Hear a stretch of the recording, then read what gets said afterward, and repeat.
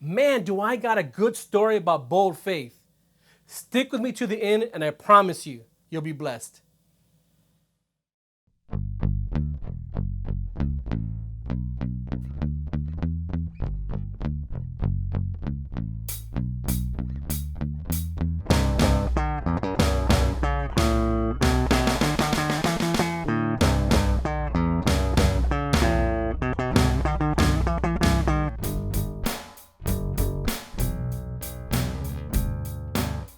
What's up, everyone? It's Johnny here with Tell a Friend. Man, thank you so much for joining us on this Message Monday. Man, we just really love it and appreciate you guys being with us on these Message Mondays.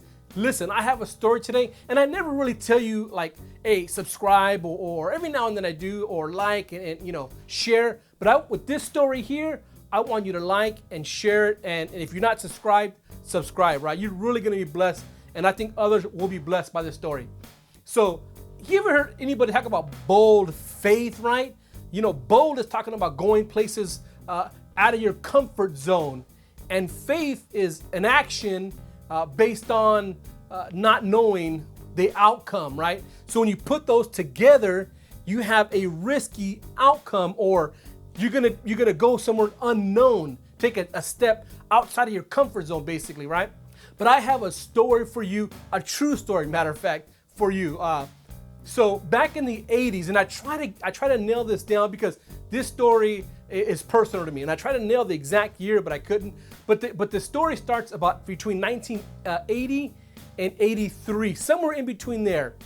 There was a church outreach called Victory Outreach. Now, Victory Outreach, if you haven't heard of them, they welcome every walk of faith and race, but predominantly they deal with the Hispanic and Latino community, right? That's what they deal with a lot. So Victory Outreach one day, they had decided they were going to show this movie called The Duke of Earl. Now, if you never heard of The Duke of Earl, I recommend you take a look at it. But if I can give you a quick synopsis of the movie The Duke of Earl, it's basically about a bunch of gang members in prison and in life, and giving their life to Jesus at the very end. That's basically a synopsis of the movie. But if you want to see it, go ahead. I recommend it. It's a lot about like gang life, but at the end it talks about Jesus and men and women coming to Jesus at the very end. But anyway, so Victory Outreach had this show set up, I guess on projector. I don't remember how it was, but on a projector they had the projector, the movie screens. They had all this stuff, microphones, guest speakers. They were gonna play this movie at our local city park near our house, right? Right in the middle of the barrio, right in the middle where all the homeboys, the gangs and everything right there. They were gonna play The Duke of Earl, right? Well, literally, true story, at the last minute, the Parks and Recreation came down and told Victory Outreach they could not play The Duke of Earl because they feared for maybe some violence in the street. They just didn't know. So Victory Outreach had to cancel the showing at the city park. Man, and I can't imagine how disappointed the leaders of Victory Outreach were. They had all this equipment, food, everything out there ready to feed the community. And the local Parks Recreation said, sorry, you cannot play this movie in our park.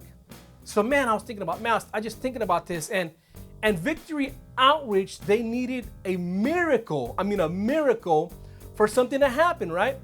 So they were looking around, they didn't know what to do, they're kind of packing stuff up, and the miracle showed up in the form of my mother, right?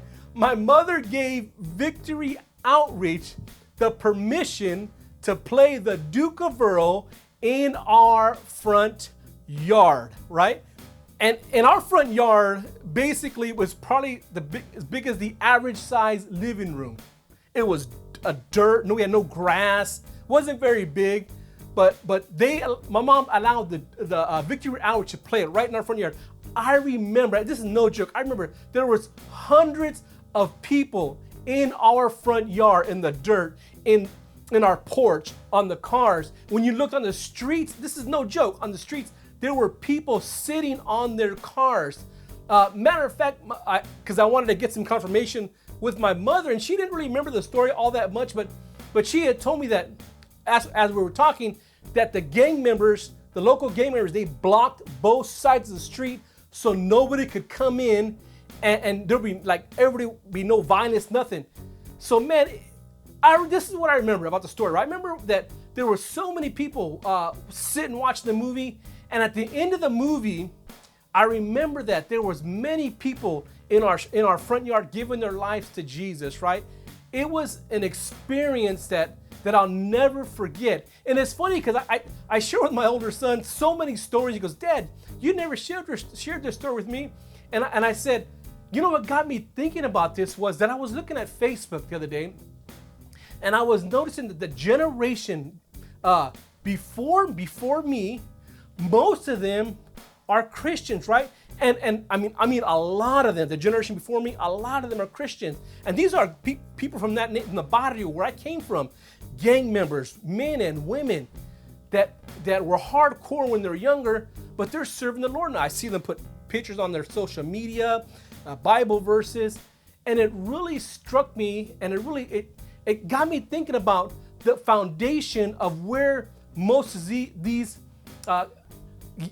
gang members came from, right? Or where they got their foundation from.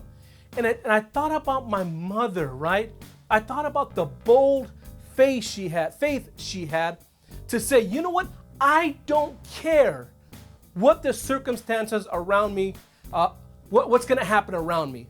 I'm not worried about what people are going to say, that there's going to be hundreds of people in my front yard and watching a movie. My mom didn't care about any of that stuff. Matter of fact, here is the interesting thing about this whole story, right? My mother said, like, she kind of basically forgot about the story and didn't really think about the impact until we were talking about it, right? I was telling her, Mom, do you realize how many people were blessed and are still blessed today because you took a stand and you stood in the gap with your bold faith? And she humbly was like, oh, I don't think about that, mijo. But why am I telling you that today? Because this was 40 years later. You may never ever see what you do when you stand in the gap, but you have to stand up and be bold and have faith and stand up for what is right. When you'll know when that call comes to you, you'll know when you need to stand up, and you'll never know the blessing of what you will do, and you may never see it, but you have to stand up. Today, my mother is blessed because she stood up and said, I'll be accountable. You can come to my house and you can watch this movie, have everybody come in and watch it. And many people gave their life to Christ, and today their families are blessed because one woman said yes. She had bold faith. I challenge you today, have that bold faith. When something comes up and nobody else wants to stand up, you stand in the gap. I will stand in the gap, and we will bless others by doing that. So today, I hope this story blessed you. I know it's kind of long, but I'm telling you, when we stand in the gap, when we stand up and say, I will do right when everyone else says no, you will bless others, and you may not even see the outcome of you standing in the gap for other people. But anyways, I love you guys. Be blessed, and don't forget to tell a friend. And once again, I'm asking you, like, share the story with somebody. Maybe you're watching today and say, I remember that movie we watched in our house that day. But anyways, I love you guys. Be blessed. Take care. Have a good day.